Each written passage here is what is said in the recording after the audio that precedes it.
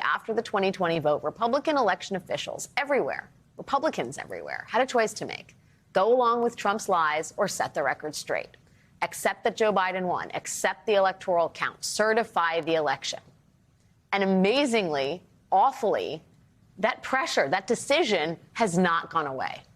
And Republican election officials who are not election deniers, the ones who are still in office at least, they are today forced to occupy this strange in-between space where they play footsie with conspiracy theories but don't fully endorse them. And man, it is exhausting and sort of impossible. At least that's what I gathered as I continued to speak with Republican Wisconsin Elections Commission Chair Don Millis. The president got recounts in states across the country. There was litigation in court. No fraud was found. And yet to this day, he and members of the party say the election is stolen. The bid for transparency is inevitably a good thing, right, for democracy? Sure. But in terms of stanching these cries that the elections were stolen, that somehow the system is rigged, it doesn't seem to make a difference. Well, I think we could do a better job. I'm talking about election officials generally, about showing what we've done to make sure that the elections are fair and open and honest. I can't account for every conspiracy theory out there. And again, we have a social media and an internet that allows for unsubstantiated claims about ivermectin, about COVID cures, about things to make your hair look better. I mean, you can't stop some of conspiracy theories, but we can certainly go out there and provide more information and uncover some of these, which you can call them hoaxes, you can call them claims that have not much substance behind them. It's not just stuff floating on the internet. It's part of a concerted campaign to delegitimize election results that certain candidates don't like. It is more coordinated and it's more of an explicit strategy than just, sort of paid for ads on websites. And a lot of it is coming from the right wing.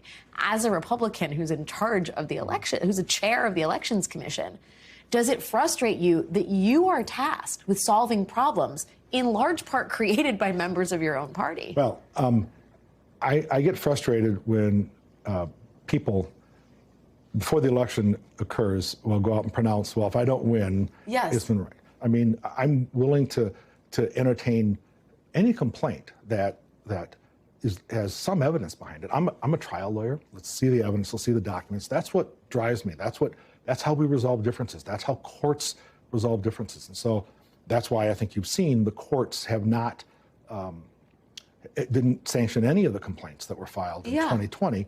Wisconsin, our Supreme Court didn't, they denied President Trump's claims here.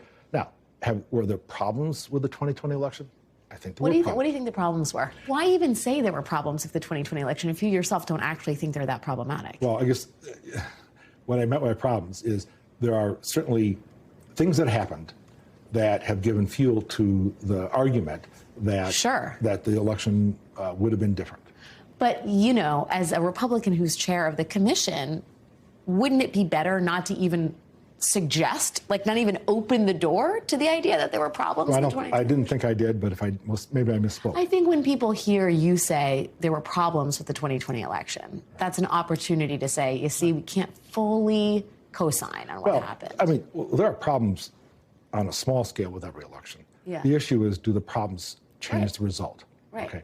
And so I don't want to discount the fact that mistakes were made. I mean, I think at least mistakes, at least in the eye of the Wisconsin Supreme Court. I mean, when I came on the commission in June of this year, every reporter asked me who won in 2020. Yeah, and what did you say? I said, I want to talk about the future. I don't want to talk about that. But can you say who won? Well, I mean, the courts have said. I mean, the answer. But who do you think won? Well, you're the commissioner. Well, again, I didn't sign the canvas. I will tell you this. I think that it's highly unlikely that Donald Trump had more votes, even if like say the drop boxes weren't allowed. I think it's. But I mean, I haven't. Again, show me the proof.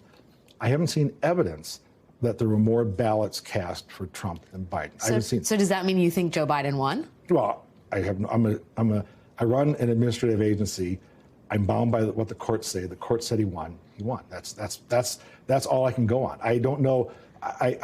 you hear. But you know that the way you're saying this is not instilling a great deal of confidence that you believe he won. You know, well, saying I don't know. I mean, I didn't see any evidence otherwise. The court say he won, so he won is not the same as saying Joe Biden won the election. Right. Well, which is in some people's minds like what needs to be said, right, especially to a lot of Republican skeptics. Well, I suppose that's true. You know, this last June I was asked to chair the commission, so yeah. I went back into it.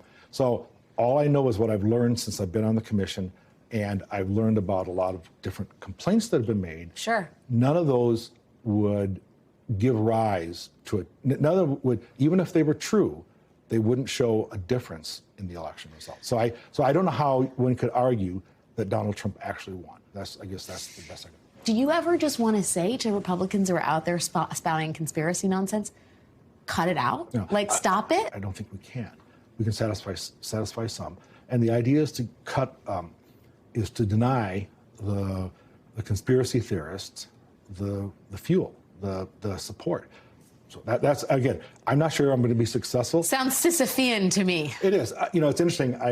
I was paying attention when my predecessor resigned. Yeah. And I remember telling your predecessor who said, full stop, Joe Biden won the right. election. And I sort of said, I told my wife, you know, I bet they're going to ask me. And sure enough, and again, I didn't, let's put it this way. You know, I'm 63 years old. I can try to do something at the end of my career. Maybe it helps. I'm not sure. I'm sure some of the Democratic members of the commission maybe don't think it's helping. I don't know.